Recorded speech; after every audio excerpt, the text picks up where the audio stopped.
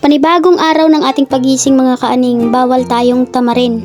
Kasi marami pang ganap at marami pang dapat gawin. Totoo naman na may mga time na nakakapagod, pero syempre kailangan lang nating magpahinga at laban ulit mga bi. Kung may kasabihan nga tayo sa inuman, pwede ang sumuka, bawal ang sumuko. Kaya ganun din sa buhay mga be. Huwag na huwag tayong susuko sa ating mga pangarap, sa ating mga ginagawa. Nakakapagod man yun, pero kailangan lang nating magpahinga mga be. Tapos galaw-galaw ulit tayo. Naman nalalawit na naman tayo magsalita mga be. So habang nagbo-voice over kasi ko mga be, iniisip ko yung pamangkin ko na iniwan ko kay mama. Baka magpasaway na naman. So yun nga mga be, yun palagi kong iniisip naman kasi wala siya sa tabi ko. Dahil palagi siyang nasa tabi ko mga be kasi pasaway na nga. Pero ganun talaga, ganun ang bata, diba?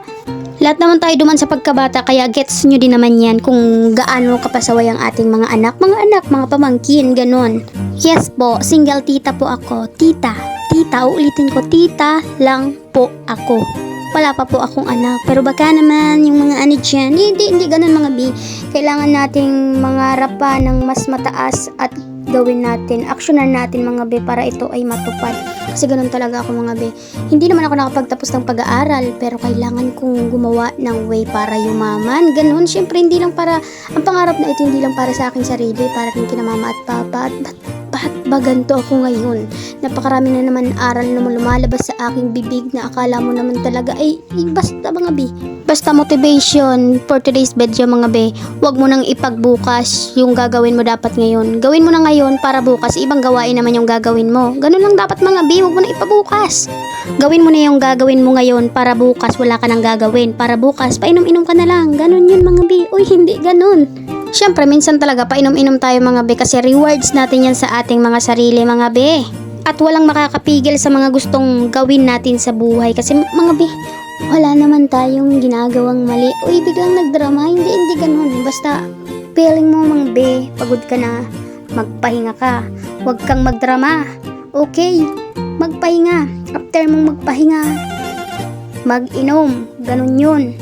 Di sa totoo lang talaga mga be, habang tumatagal, mapapaisip ka.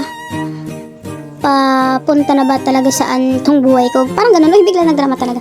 Hindi ganun mga be, syempre, nasa edad na din tayo, mapapaisip ka na parang hindi ka umuunlad, parang hindi ka umuusad, ganun. Syempre, palagi kang nandyan sa pwesto mong yan.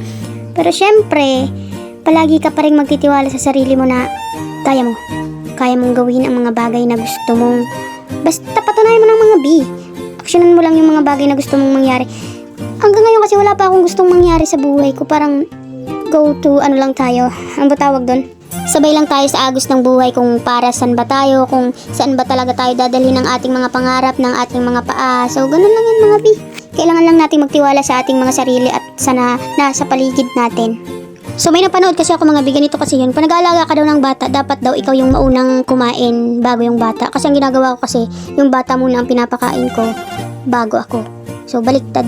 Napanood ko, dapat ikaw na muna daw na nag-aalaga ang kumain para busog ka. Para meron kang energy pag pinakain mo yung bata na ang kulit.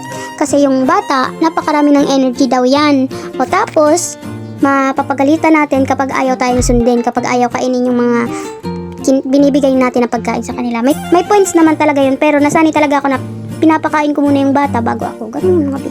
Wala, na-share ko lang talaga sa inyo para may laman tong content ko, para naman ang haba ng voice over. Ganun yun mga bi. Walang connected dito mga bi. Ganun lang yun.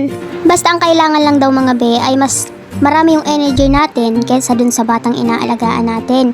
Kasi baka pag mas ma-energetic yung mga bata tapos tayo ay napagod na, baka mapalo lang natin yung mga bata. Ganun lang yun mga be. Kaya dapat palagi tayong busog, mas maraming energy natin dun sa bata. Ganun lang yung mga be.